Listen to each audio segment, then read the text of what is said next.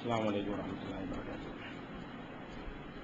الحمد لله نحمده ونستعينه ونستغفره ونؤمن به ونتوكل عليه ونعوذ بالله من شرور أنفسنا ومن سيئات أعمالنا من يهده الله فلا مضل له ومن يضلل فلا هادي له وأشهد أن لا إله إلا الله وحده لا شريك له وأشهد أن محمدا عبده ورسوله أما بعد.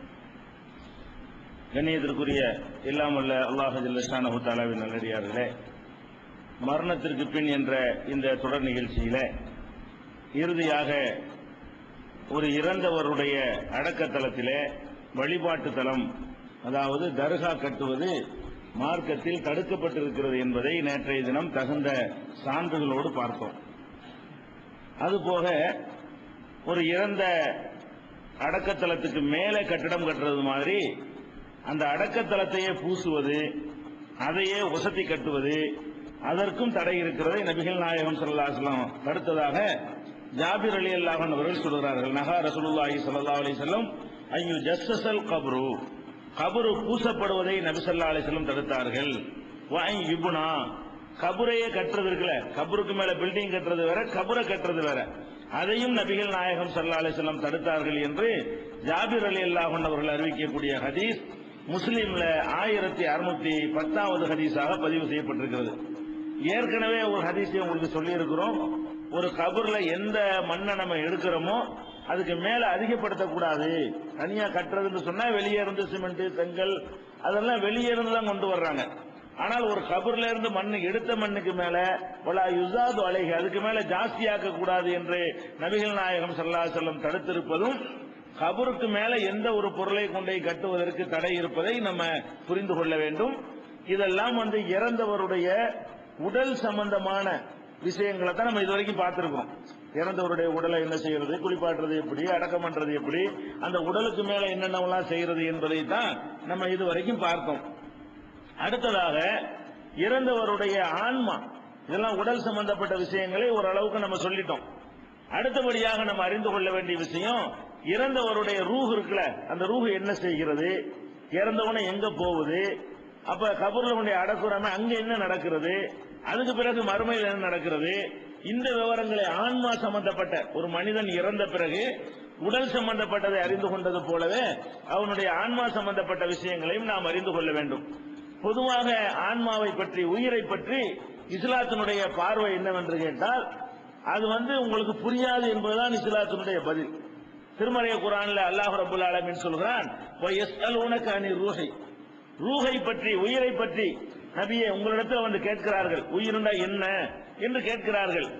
நீங்கள் பதில் சொல்லுங்கள், குலிர் ரூஹு மின் அம்ரி ரப்பி, ரூஹு என்பது என்னுடைய இறைவனின் கட்டளைப்படி உள்ளது. வமா ஊதீது மினல் இல்மி இல்லா கலீலா, நீங்க குறைந்த அறிவுதான் கொடுக்க, இது விஷயமாக இந்த உயிர் விஷயத்தை எடுத்துக்கொண்டீர்களேயானால் உங்களுக்கு குறைஞ்ச அறிவு தான் தரப்பட்டிருக்கிறது. உங்களுக்கு இருக்கிற அறிவை கொண்டு இந்த உயிர் என்னங்கிறத உங்களால கண்டுபிடிக்க இயலாது, அதை கொடுக்கல என்று அல்லாஹ் திருமறை குர்ஆனில 17வது சூராவுல 85வது வசனத்தில் சொல்கிறான். நபிகள் நாயகம் ஸல்லல்லாஹு அலைஹி வஸல்லம் அவங்க இது எப்ப இறங்குதுன்னு கேட்டா, சில யூதர்கள், யகூதிகள் நபிகள் நாயகம் ஸல்லல்லாஹு அலைஹி வஸல்லம் அவங்கள்ட்ட ஒரு கேள்வி கேட்க வர்றாங்க. என்ன கேள்வின்னா, இவர் அல்லாஹ்வுடைய தூதருங்கிறார். தூதர்னு சொன்னா நம்ம வேதத்துல உள்ள மாதிரி, ஏன்னா அவங்க வேதங்கள்லயும் சில உண்மைகள் இருக்கிறது, நம்ம வேதத்துல உள்ள மாதிரி ஒரு உண்மையை சொல்றாரான்னு பார்க்கணும். அவங்க வேதத்துல என்ன இருக்குன்னு கேட்டா, ரூஹுனா யாருக்கும் பதில் சொல்ல இயலாதுன்னு அவங்க வேதத்துல இருக்குது. அதனால முகமது போய் நம்ம கேள்வி கேட்போம். நம்மள்கிட்ட உள்ளபடி கரெக்டா அவர் சொல்லிட்டாருன்னு சொன்னா அவர் கண்டிப்பா இறை தூதர் தான். இல்ல உன்னோட கொண்டு ஏதாவது சொன்னார்னு சொன்னா அவர் இறை தூதராக இருக்க மாட்டார்னு அவங்களா ஒரு மசூரா பண்ணி ஆலோசனை செய்து கொண்டு நபிகள் நாயகம் ஸல்லல்லாஹு அலைஹி வஸல்லம் அவங்கள்ட்ட கேட்கிறாங்க, யா அபுல் காசிம் மர் ரூஹ், அபுல் காசிமே முகமதே ரூஹ்னா என்ன என்று கேட்கிறார்கள். திடீர்னு கேட்டோம், ரசூலுல்லாஹி ஆன்சர் இல்ல, மௌனமா இருக்கிறாங்க. ரூஹ்னா என்னன்னா அது வஹீல சொல்ல வேண்டிய விஷயம்.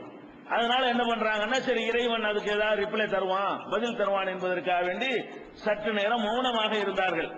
இப்போ குல்த இன்னஹு யூஹா இலைஹி, அவர்களுக்கு இறைவன் புறத்திலிருந்து வஹி வருகிறது என்று நான் மனசுக்குள்ளே பேசிக்கொண்டேன். அப்ப வஹி முடிச்ச உடனே சொன்னார்கள், இந்த வசனத்தை வாசி காட்டுறாங்க. இந்த இதான் வந்திருக்கு. ரூஹை பத்தி உன்ட்ட கேட்கிறாங்களா? எஸ் அலூனகானி ரூஹி, ரூஹை பற்றி உம்மிடத்திலே கேட்கிறார்கள். குளிர் ரூஹு மின் அம்ரி ரப்பி, ரூஹு என்பது இறைவனுடைய கட்டளை பிரகாரம் உள்ளது. உங்களுக்கு குறைஞ்ச அறிவுதான் இது சம்பந்தமாக கொடுக்கப்பட்டிருக்கிறது. மற்ற விஷயங்கள்ல நீங்க கம்ப்யூட்டர் பண்ணலாம், விண்வெளி பயணம் எல்லாம் போகலாம், என்ன வந்தாலும் கண்டுபிடிக்கலாம்.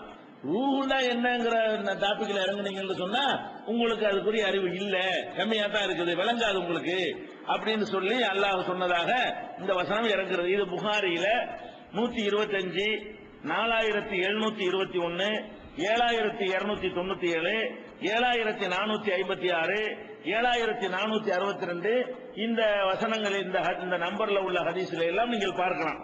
ஃபர்ஸ்ட் நம்ம என்ன விளங்கிக்க வேண்டும் என்று சொன்னால், ரூஹுன்னா என்ன, இதுல போய் நுழைஞ்சு யார் விளக்கம் சொல்ல வந்தாலும் சரி அவங்க குழப்புறாங்கன்னு அர்த்தம். அல்லாஹ்வுடைய ரசூலுக்கு எதை சொல்ல முடியலையோ, அல்லாஹ் எது உங்களுக்கு அறிவு இல்லை என்று சொல்லிவிட்டானோ, அது மாதிரி ரெண்டு விஷயம் இருக்குது மார்க்கத்துல. ஒன்னு விதி, அதுல யார் விளக்கம் சொன்ன வந்தாலும் குழப்பித்தான் விட்டுருவாங்க. அல்லாஹ் சொன்னபடி நம்பிட்டு போயிடுறது ஈமானுக்கு அது பாதுகாப்பானது. ரெண்டாவது ரூஹுன்னா என்னன்னு நுழைஞ்சோன்னு வைங்களேன், ஒண்ணுமே பண்ணல, பெரிய பெரிய விஞ்ஞானி எல்லாத்தையும் ஆராய்ச்சி பண்ணி பார்த்துட்டாங்க, ஒன்னும் விளங்கல. ஏன் பாக்குறோம், ஒரு மனிதன் இறந்து போறான்னு சொன்னா எல்லா பார்ட்ஸும் தேஞ்சு போய் உறுப்புலாம் கலந்து போய் அப்படியே செத்துக்கிட்டு இருந்தாலாச்சு அதுக்கு ஒரு அர்த்தமா சொல்லிட்டு போயிடலாம். இந்த மரணம் வரக்கூடிய டைப் பாத்தீங்கன்னா, ஒரு நாளைக்கு 95 வயசு 100 வயசுக்காரன் படுத்த படுக்கையில உட்காந்துக்கிட்டு பல்லுலாம் நல்லா இருக்கு மெண்டு திங்கிறான், எல்லாம் செஞ்சுக்கிட்டு இருக்கிறான். 20 வயசுக்காரன் புசுக்குன்னு போயிடுறான். கண்ணு வட்ட கண்ணு நல்லா இருக்கு, காது நல்லா இருக்கு, இதயம் நல்லா இருக்கு, நல்ல ரத்த கூட்டம் நல்லா இருக்குது, இப்பதான் செக் பண்ணிட்டு வந்த ஆஸ்பத்திரியில என்ன என்ன என்ன இல்ல, எல்லாம் இருக்குது. கழுத்த அறுத்து ஒருத்தன் செத்துட்டாலாவது ஒரு காரணம் சொல்லலாம், கனெக்ஷன் இல்லாம போச்சுல அப்படின்னாலும் சொல்லலாம். எல்லா கனெக்ஷன் எல்லாம் கட் ஆகல, ஒழுங்கா தான் இருந்துகிட்டு இருக்குது. இதுக்கெல்லாம் என்ன பதில் யாருக்கு சொல்ல முடியும்? அல்லாஹ்வுடைய கட்டளை தாங்க. அதுக்கு ஒரே பதில் என்ன, கட்டளை இருந்தா இருக்கும், போண்டா போயிடும். இவ்வளவு நேரம் வரைக்கும் நீ இருக்கணும்னு அல்லாஹ்வுடைய ஆர்டர் தான் ரூஹ் என்பது. அல்லாஹ்வுடைய கட்டளை இருக்கிற வரைக்கும் அந்த உயிருங்கிறது இருக்கும், போக சொல்லும் போது போயிருங்கிறதை தவிர வேற அறிவுபூர்வமான ஒரு பதிலை யாருமே சொல்ல இயலாது. அதனால சும்மா பொய்யான காரணங்களை சொல்லிக்கிறாங்க, ஹார்ட் அட்டாக் இருந்துருவாங்க, அப்படி ஏதாவது ஒரு பிரச்சனையை சொல்லிக்கிறாங்களே தவிர அதை யாராலையும் விடை சொல்ல இயலாது. இன்னும் சொல்ல போனா நீங்க பாருங்க, இந்த உயிரை பற்றி அல்லாஹ் சொல்லும் பொழுது நமக்கு சிலது ஒரு புரியாத ஒரு நிலைமையில சில வசனங்களை அல்லாஹ் சொல்லி காட்டுறான். நமக்கு புரியாது, டீப்பா நுழைஞ்சோன்னா புரியாது. எப்படி சொல்றான் அல்லாஹ்? அல்லாஹு எத்தவப்பல் லம்பு சஹீன மௌத்திகா வல்லத்தி லம் தமுத் பி மனாமிகா. அல்லாஹ் உயிர்களை மரணிக்கும் போது கைப்பற்றிக் கொள்கிறான், தூங்கும் போது கைப்பற்றுறேங்கிறான் அல்லாஹ். அல்லாஹ் மனிதனுடைய உயிரை எத்தனை தடவை கைப்பற்றினான்? 2 இடங்கள்ல கைப்பற்றிக் கொள்கிறான். ஒன்னு செத்து போனான்ல அவன் உடல்ல இருந்து உயிரை கைப்பற்றுறது ஒண்ணு, இன்னொன்னு என்ன, தூங்குறான்ல அவங்கிட்ட இருந்து அல்லாஹ் உயிரை கைப்பற்றிக்கிறேங்கிறான். இப்ப இம்சிக்குள்ளத்தி கலா அலைகள் மௌத்து என்று யாருக்கு தீர்மானித்து விட்டானோ அந்த உயிரை தன் கையில் அல்லாஹ் வைத்துக் கொள்கிறான். உயிர் ஊகிறான். இந்த தூக்கம் அல்லாஹ் விட்டான் பாருங்க, அந்த உயிரை திருப்பி தந்துடுறான், உயிரை எடுத்துட்டு போயிடுறான் அல்லாஹ். எதுக்கு மௌத்து என்று எல்லாம் முடிவு செஞ்சானோ அதை தன் கையில வச்சுக்கிறான். எதுக்கு தூக்கம் முடிவு செஞ்சானோ அந்த உயிரை திருப்பி விட்டுறான் அல்லாஹ். இல்ல அஜலி முசம்மா, குறிப்பிட்ட காலம் வரைக்கும் விட்டுறான். இன்னும் இது அளிக்கிற ஆயாத்தின் கோமிய தவக்கரும், சிந்திக்கிற மக்களுக்கு இதுல நிறைய அத்தாட்சிகள் இருக்கின்றன என்று அல்லாஹ் 39வது சூறாவுல 42வது வசனத்துல சொல்றான். இப்ப ரூஹ் என்னன்னு கொஞ்சம் சிந்திச்சு பாருங்க, நமக்கு ஒரு கன்ஃபியூஸ் வரும். என்ன வரும்? மூத்தா போனவன்ட்ட ரூஹை கைப்பற்றுறதுன்னா விளங்குது, தூங்குறவன்ட்ட ரூஹை கைப்பற்றுனா என்ன கைப்பற்றான்? உயிரோட தானே இருக்கிறோம். தூங்குறவன்ட்ட உயிர் போச்சுன்னு சொன்னா ஒரு பாதி உயிர் தான் போன மாதிரி இருக்கிறது, பாதி இருந்துகிட்டு இருக்கிறது. என்ன உயிர் போயிடுச்சு? பேசுறது அது முடியாது, சிந்திக்கிறது அது முடியாது, சந்தோஷப்படுறது முடியாது, கவலைப்படுறது முடியாது. இந்த மாதிரியான ஒரு படிக்கிறது அது மாதிரியான விஷயங்கள் எல்லாம் முடியாது. அதே நேரத்தில் இன்னொரு வகையான உயிர் அவனுக்கு இருந்துகிட்டு இருக்குது. என்ன இருந்துகிட்டு இருக்கு? மூச்சு போயிட்டே இருக்குது, ரத்தம் சர்க்குலேஷன் ஆகிக்கிட்டே இருக்குது, பம்பிங், அதனால இருக்கிறனால குணம் இருப்புமே. அப்ப ரத்தம் ஓடிக்கிட்டு இருக்கிறத பாக்குறோம், மூச்சு ஓடிக்கிட்டு இருக்க பாக்குறோம். அதே மாதிரி உடம்பு படுத்து கிடந்து கொஞ்ச நேரத்தில் சூடாகி போயிடும், தன்னால அப்படி பிறண்டு படுப்பான். அதுக்கு மேல இந்த உடம்பு இயற்கையாகவே இதுக்கு மேல இருந்தா வெந்து போயிடும் அப்படின்னு இந்த உடம்புக்கு ஒரு நாலேஜ் இருக்கிறது. கொஞ்ச நேரம் அப்படி பிறண்டு படுக்கிறது. அதுக்கப்புறம் கை வலிக்குமா, அப்புறம் தன்னால யாரும் கை வலிக்குன்னு சொல்லி யாரும் எழுப்பிலாம் விடுறது இல்ல, நம்மளுக்காக தெரியும் கை வலிச்சுன்னு இந்த பக்கம் திரும்பி படுத்துக்கிறோம். இது மாதிரி எல்லாம் செய்யற காட்சியை பார்க்கணும். எறும்பு கடிச்சா அடிக்கிறோம், தூக்கத்திலேயே தூங்கிட்டு இருக்கும் போதே எறும்பு கடிச்சா என்ன செய்யணும்?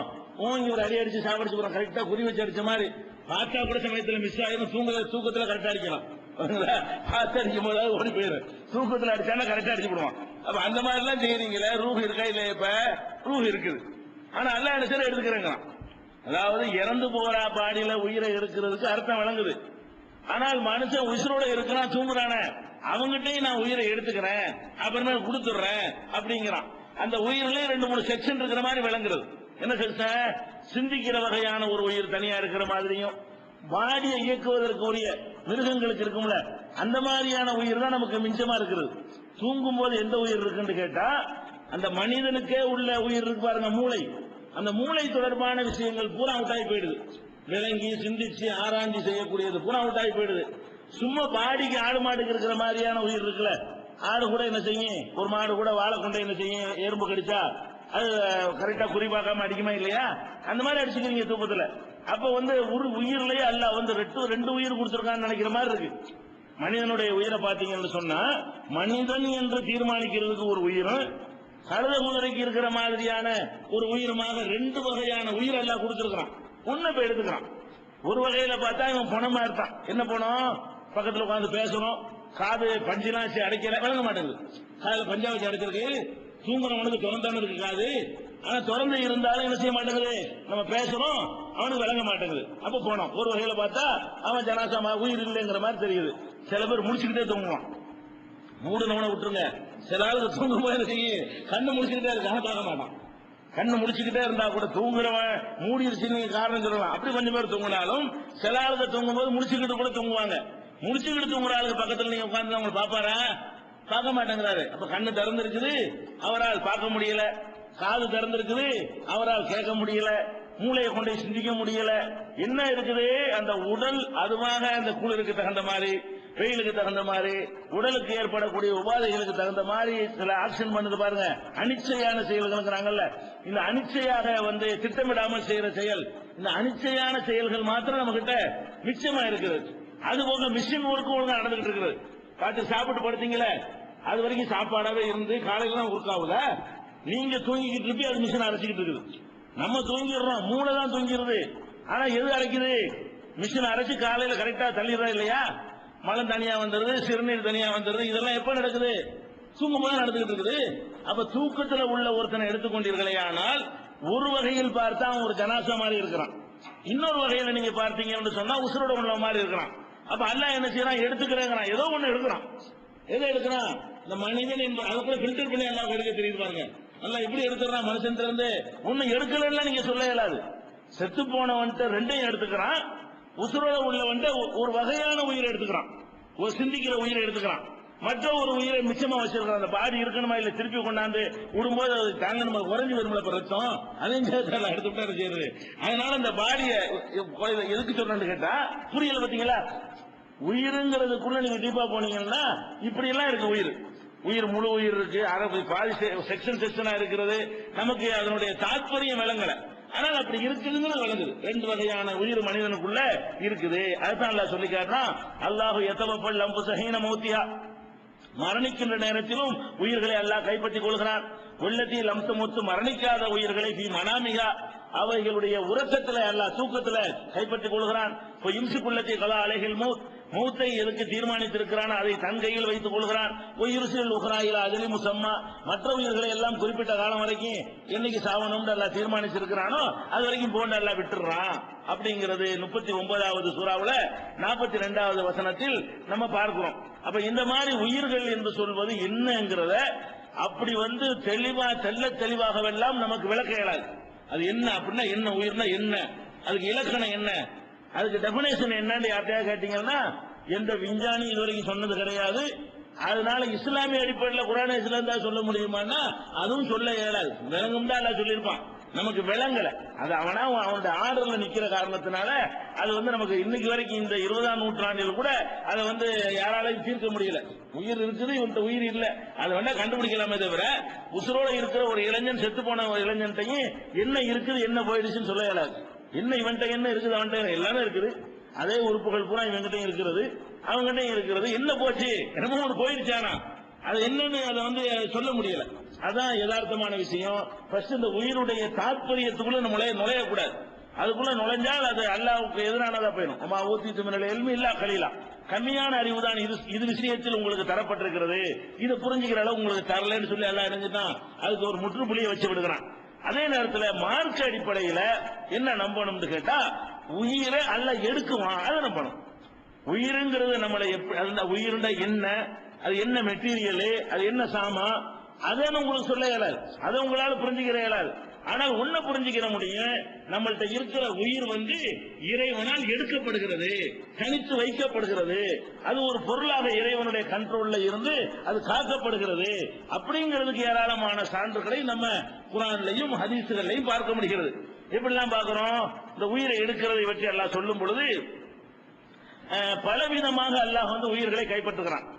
ஒவ்வொரு விதமான குற்ற செயலில் ஈடுபட்டவர்களுக்கு அதுக்கு தகுந்த மாதிரி உயிரை எடுக்கும் பொழுதையே சில அதிரடியான நடவடிக்கை மூலமாக அல்லாஹ் சிலருடைய உயிரை எடுக்கிறான். எப்படிலாம் எடுக்கிறான்? 3 விதமான தவறு செய்தவர்கள் குறிப்பிட்டு விட்டு இவங்களுடைய உயிரை எடுக்கிறது ரொம்ப கஷ்டமா இருக்கும். நீங்க பார்க்கலாம், யார் அல்லாஹ் சொல்றான்னு கேட்டா 6வது சூறாவுல 93வது வசனத்தை எடுத்து பாருங்கள். ஒமன் அலுலமு, மிகப்பெரிய அநியாயக்காரன் யார்? மிம்மன் இஃப்தரா அலல்லாஹி கதிபன், அல்லாஹ்வின் மீது பொய்யை இட்டு காட்டுறான். ஃபர்ஸ்ட் குற்றவாளி யாரு? அல்லாஹ் மேல அல்லாஹ் ஒன்னு சொல்லலன்னு தெரிஞ்சு அல்லாஹ் சொல்லி இருக்கிறான் அப்படின்னு சொல்லி அல்லாஹ்வின் பெயர்ல பொய்களை இட்டு கட்டி சொல்றான் பாருங்க. அப்படிப்பட்ட ஒருத்தனை விட மிகப்பெரிய அநியாயக்காரன் யார்? அவ் கால, அல்லது அவன் சொல்கிறான், ஊஹிய இலைய, எனக்கும் இறைவனிடமிருந்து செய்தி வருகிறது என்று சொல்கிறான். உலம் யூக இலையை செய்வோம், அவனுக்கு எந்த செய்தியுமே வரவில்லை. ஒரு செய்தி வராம இருக்கும் பொழுது இந்த பொய் நபி வருவாங்க இல்ல, ரசூல் ஸல்லல்லாஹு அலைஹி வஸல்லம் காலத்துக்கு பிறகு அவங்களுக்கு உள்ளது. இதெல்லாம் ரசூல் ஸல்லல்லாஹு அலைஹி வஸல்லம் காலத்திலே சில பொய்யர்கள் வந்தாங்கல்ல, அவங்களுக்கும் உரியது.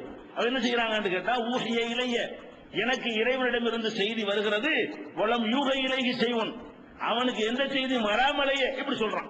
இரண்டாவது, இவனோட அநியாயக்காரன் யார்? ஒமன் கால, இன்னும் ஒருத்தர் இருக்கான், அவனோட அநியாயக்காரன் யார்? உன்சிலு மிஸ்லமா அன்சல் அல்லாஹ், என்ன பெரிய குர்ஆன், இது மாதிரி நானும் எத்தனை வேதங்களை நானும் இறக்குவேனுங்கிறான். 3 விஷயம்.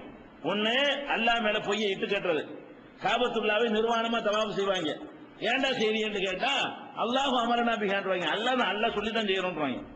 காபத்துல்லாவை அன்றைக்கு இருந்த நபிகள் நாயகம் ஸல்லல்லாஹு அலைஹி வஸல்லம் காலத்தில் வாழ்ந்த எதிரிகள், அறியாமை கால மக்கள் நிர்வாணமாக வலம் வருவார்கள். என்னங்கடா நிர்வாணமா இப்படிலாம் பண்றீங்களே, இதெல்லாம் செய்யலாமா? அல்லாஹ் சொல்லித்தான் செய்யறோம் அப்படின்றாங்க. அல்லாஹ் ஒரு சொன்னாரா தனியா? அப்ப அல்லாஹ் மேல இட்டு கட்டிக்கிட்டு அதை செய்யறது, அந்த மாதிரியான விஷயங்கள். அப்ப அல்லாஹ் மீது இட்டு கட்டுறவன் தனக்கு எந்த செய்தியும் இறைவனிடமிருந்து வராமல் எனக்கு வஹி வருது என்று சொல்லி நபி என்று தன்னைய வாதிடக்கூடியவன், அல்லது அல்லாஹ் இறக்குன மாதிரி நானும் இறக்குவேன், இதே மாதிரி வேதங்களை என்னாலையும் தயாரிக்க முடியும் என்று சொல்றான் பாருங்க. இவங்களை விட அநியாயக்காரன் யாருன்னு சொல்லிட்டு அல்லாஹ் சொல்றான், வலவ் தரா இதில் லாலிமூன ஃபீ கமராத்தில் மௌத், அந்த மௌத்துடைய நெருக்கடியான வேளையில இந்த அநியாயக்காரர்கள், இந்த 3 பேரையும் சொல்றான், இந்த அநியாயக்காரர்கள் நீ பார்க்க வேண்டுமே, இவங்களுடைய உயிரை எப்படி எடுப்பேன் என்பதை நீ பாரு. எப்படி எடுப்பான அல்லாஹ்? ஒல் மலாயிகத்து பாசித்து ஐதீஹிம், வானவர்கள் தங்களுடைய கரங்களை எல்லாம் விரித்துக் கொண்டு அஹ்ரிஜு அன்புசக்கும், வெளியேற்றுறாங்க உயிரை அப்படின்னு மலக்குகள்லாம் என்ன செய்வாங்களாம், அதிரடியாக அவனிடமிருந்து அந்த உயிரை வெளியேற்ற சொல்வார்கள். அல் யௌம துஜ்ஸௌன அஸாபல் ஹூன், இன்றைய தினம் இழிவு தரும் வேதனையை நீங்கள் சுவையுங்கள். பிமா குன்தும் தகூலுன அலல்லாஹி கைரல் ஹக், அல்லாஹ்வின் மீது உண்மைக்கு மாறான செய்தியை சொன்ன காரணத்தினாலையும், குன்துமன் ஆயாத்திகி தஸ்தக்பிரூன், அல்லாஹ்வுடைய வசனங்களை அலட்சியம் செய்த காரணத்தினாலையும் மலக்குமார்கள் என்ன செய்வாங்களாம், அத்திரட்டியாக எட்ரா உயிரன்னு சொல்லி அடிச்சு வாங்குவாங்கல்ல, அந்த மாதிரி வெளியேற்றுவார்கள் என்று 6:93 சொல்றான். அப்ப இந்த தன்னை நபி என்று வாதிட்டவர்களுக்கெல்லாம் நீங்க பாத்தீங்கன்னா வரலாற்றுல அவங்க உயிர் இப்படித்தான் போயிருக்கும், சும்மா போகாது. ரொம்ப அந்த அடிச்சு மிதிச்சு வாங்கினா எப்படி போகுமோ அந்த மாதிரியான அறிகுறிகளோடு தான் அவர்களுடைய உயிரை அல்லாஹ் மலக்குகள் மூலமாக கைப்பற்றுவான் அப்படின்னு இது குறிப்பிட்ட 3 குற்றத்துக்கு தான் அல்லாஹ் இதை சொல்லி காட்டுறான். பொதுவாக முஸ்லிம்களுக்கும் பொதுவாக முஸ்லிம் அல்லாதவங்களுடைய உயிரை கைப்பற்றுவதை பற்றி இங்க சொல்லல. 3 குற்றத்தை சொல்லி இந்த அநியாயக்காரர்கள் அல்லாஹ் மேல உண்மைக்கு மாறான செய்தியை சொன்ன காரணத்தினால் இப்படி உயிரை வாங்குவோம் அப்படிங்கிறான். அதே மாதிரி சத்தியத்துக்கு எதிராக உண்மையான மார்க்கத்துக்கு எதிராக ஆயுதம் தாங்கி போராட வர்றாங்கல்ல, போராட வந்து அதுக்கப்புறம் வந்து திரும்பி போயிடுறாங்க, வெற்றியோ தோல்வியோ இந்த உலகத்தில் அடைஞ்சு திரும்பி போயிடுறாங்க. இந்த மாதிரி வந்தவர்கள் உயிரை கைப்பற்றுவதற்கு ஒரு மெத்தடை எல்லாம் சொல்லி காட்டுறான். இவங்க உயிரை எப்படி எல்லாம் கைப்பற்றுவானா, இதுல வந்து 8வது சூறாவுல 47, 48, 49, 50, 51 5 வசனங்கள்ல வரிசையா சொல்றான். யுத்த களத்துக்கு வரக்கூடியவங்க, அங்க சவால் விடக்கூடியவங்க, ஆணவத்தோடு சத்தியத்துக்கு எதிராக வந்து நடவடிக்கையில் ஈடுபட்டவங்க, இவங்களை எல்லாம் குறிப்பிட்டு விட்டு வளவு தரா இது வப்பல்லதீன கபருல் மலாயிகத்து, இந்த நிராகரிப்பவர்களை, இந்த மாதிரி போர்க்களத்தில் வந்து சத்தியத்தை அழிக்க வர்றாங்களே இந்த நிராகரிப்பவர்களை வானவர்கள் வந்து உயிரை கைப்பற்றுவார்கள். எப்படி கைப்பற்றுவார்களா, யவ்ரிபூன உஜூஹஹும் அதுபாரஹும், அவங்களுடைய முகங்களிலும் அவங்களுடைய பின்புறத்திலும் கடுமையாக அடித்து அவங்களுடைய உயிரை கைப்பற்றுவார்கள். ஒதுகு அதாபல் ஹரீர், சுட்டரிக்கும் வேதனையை சோயுங்கள் என்று அவர்களுக்கு சொல்வார்கள். ذَلِكَ بِمَا قَدَّمَتْ أَيْدِيكُمْ, இது உங்களுடைய கரங்கள் செய்த செயலுடைய விளைவு, அந்த விளைவை சோயுங்கள் என்று சொல்லி கைப்பற்றுவார்கள் என்று சொல்லி இந்த மாதிரி வந்து சக்திக்கு எதிராக களமிறங்கி போராடுறாங்க பாருங்க, அவங்களுக்கு எல்லாம் வந்து அடிச்சு முகத்திலையும் முதுகுலையும் பின்புறத்திலையும் அடித்து உயிர்களை கைப்பற்றுவார்கள் என்று சொல்லி அல்லாஹ் சொல்லி காட்டுகிறான். இதே மாதிரியான அடித்து கைப்பற்றக்கூடியவர்களாக இன்னொரு சாராரை அல்லாஹ் சொல்கிறான்.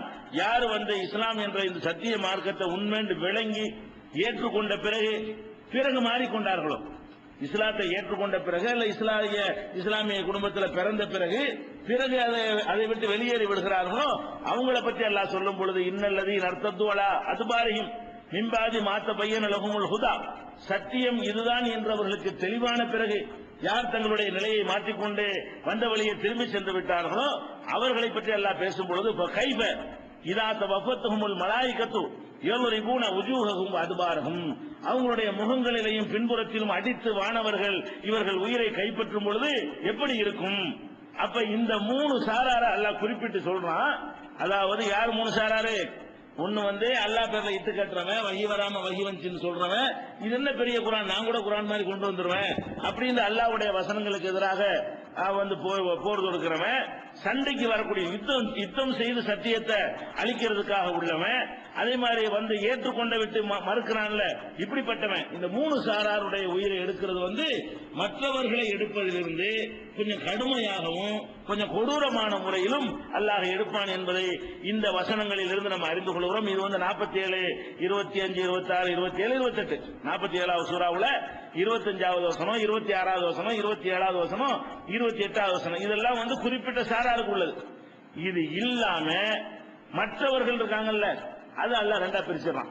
ஒன்னு இறைவனை ஏற்றுக்கொண்ட மக்களுடைய உயிரை எப்படி எடுப்பது, இறைவனை ஏற்றுக்கொள்ளாத மக்களுடைய உயிரை எப்படி எடுப்பது, அதான் பொதுவானது. இந்த 3 குற்றங்களுக்கு உள்ளதுதான் கொஞ்சம் அதிரடியா அல்லாஹ் எடுக்கிறான்.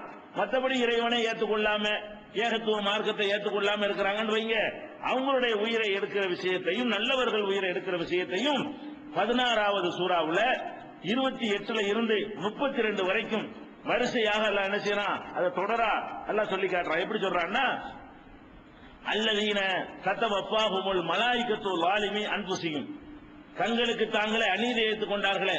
இந்த வாசகம் வந்து கெட்டவங்களுக்கு சொல்றது. குர்ஆன்ல வந்து தனக்குத்தானே அநீதி இழைத்துக் கொண்டவன்கிற வார்த்தை எதுக்கு குறிக்கும், அவனுக்கு தான் அநீதி இழைச்சுக்கிட்டான்.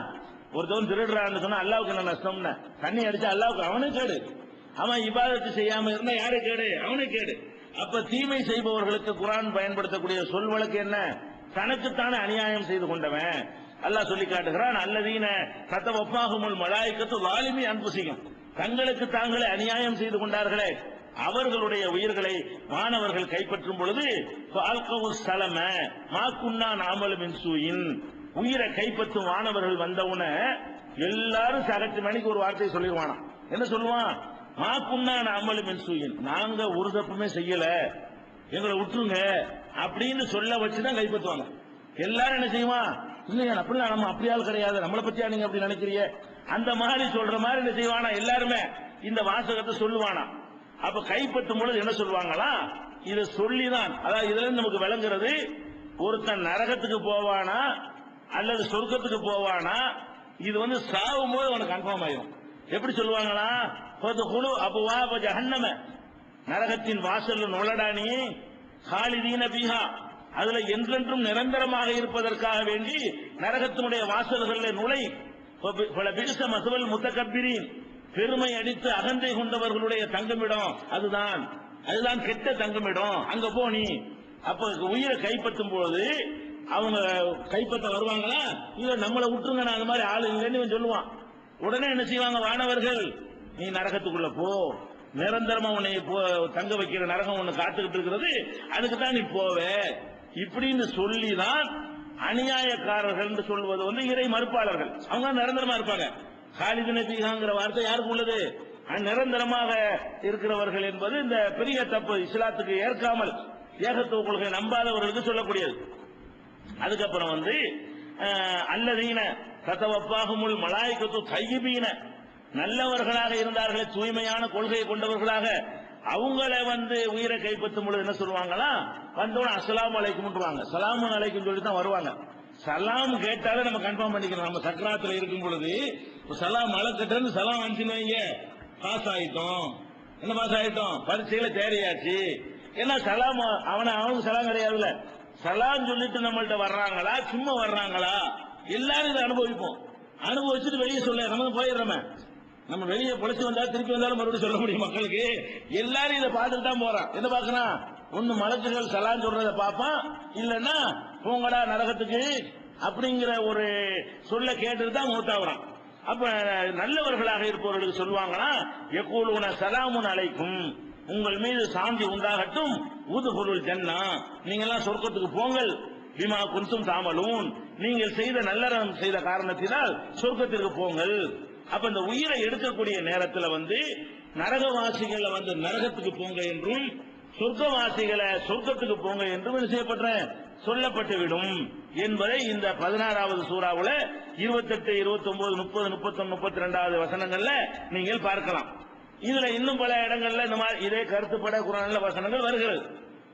இதுல இந்த உயிர் எடுத்த உடனே என்னவெல்லாம் நடக்குது, கெட்ட உயிர் நல்ல உயிர்லாம் எடுத்த உடனே நேர எங்க போகுது, சில ஹதீஸ்ல மேல போறதா வருது, சில ஹதீஸ்ல கபருக்குள்ள இருக்கிறதா வருது, முரண்பாடு மாதிரிலாம் தெரியல அப்படின்னு நினைத்தோமையானால், ஒரு ஹதீஸ் வருது முஸ்னத் அஹ்மதுல, அது நீண்ட ஒரு பெரிய ஹதீஸ்.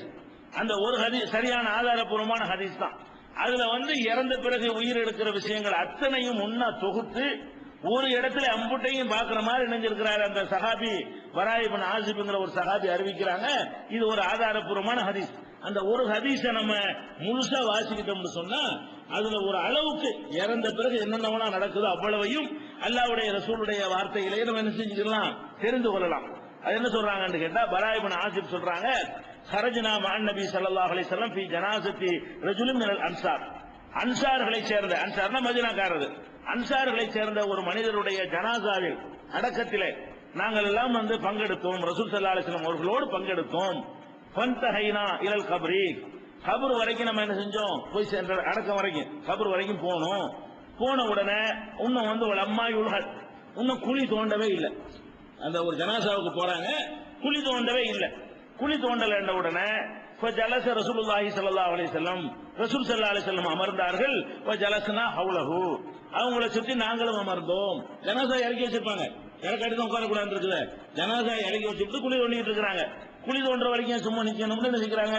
ரசூல் ஸல்லல்லாஹு அலைஹி வஸல்லம் உட்கார்ந்தார்கள், நாங்களும் உட்கார்ந்தோம். எப்படி உட்கார்ந்தோம்? ஒரு அன்ன அலா ரூசின பைரு, எங்களுடைய தலையில ஒரு பறவைகள் உட்கார்ந்து இருந்தால் நம்ம எப்படி உட்கார்ந்துருப்போம்? நம்ம தலையில ஒரு பறவையோ காக்காயோ குருவியோ உட்கார்ந்துருச்சு, அதை விரட்டக்கூடாதுன்னு எப்படி உட்கார்ந்துருப்போம்? இப்படி ஆடின பறந்துடும். தலையில இருக்கிற ஒரு பறவை நம்மளை விட்டு பறந்துடக்கூடாது என்று நினைத்தால் எப்படி உட்காருவீர்களோ அப்படி நாங்கள் உட்கார்ந்துருந்தோம். ஆடாம அசையாம உட்கார்ந்துருந்தோம். நம்ம தமிழ்ல சொல்லுவோம்ல, இது அரபில் எப்படி சொல்லுவாங்கன்னு கேட்டா, எங்க தலையில பறவை அமர்ந்தது போல நாங்கள் உட்கார்ந்துருந்தோம். இதுக்கு என்ன கருத்து என்னன்னு கேட்டா, ஆடாம அசையாம தகவல் போயிருமே, தலையில பறவை உட்கார்ந்து இப்படி ஆடாம அசையாம உட்கார்ந்து இருப்போம், அதுக்கு டிஸ்டர்ப் பண்ணக்கூடாதுன்னு சொல்லி அந்த மாதிரி நாங்கள் உட்கார்ந்து இருந்தோம். ஏன்னா ரசூல் அடக்க ஸ்தலம். அப்ப ரசூல் ஒரு ஜனாசாவுடைய அந்த பயம் ஒண்ணு இருக்கும். அல்லாஹ்வுடைய ரசூல் உட்கார்றாங்க, உட்கார்ந்த தோரணையை பார்த்தா என்னமோ ஒரு மெசேஜ் சொல்ல போறாங்கிற மாதிரி தெரியுது. அப்படி ஒரு பீதியோடவும் பயத்தோடவும் இப்படியே உட்கார்ந்து உன்னிப்பா கவனிப்போம்ல, அந்த மாதிரி நாங்கள் உட்கார்ந்து கொண்டிருந்தோம். அப்போ எதுக்கு ஊதும், ரசூல் ஸல்லல்லாஹு அலைஹி வஸல்லம் கையில ஒரு குச்சி ஒண்ணு இருந்தது.